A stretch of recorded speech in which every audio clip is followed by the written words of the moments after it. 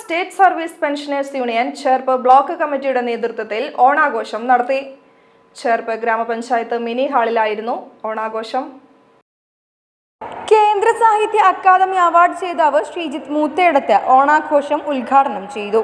KSSPU block president KS Mohanan അധ്യക്ഷനായി.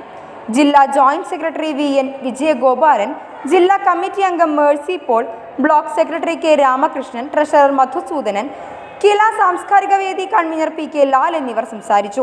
തുടർന്ന് ബ്ലോക്കിന് കീഴിലുള്ള വിവിധ യൂണിറ്റുകളിലെ അംഗങ്ങൾ അവതരിപ്പിച്ച കലാപരിപാടികൾ അരങ്ങേറി.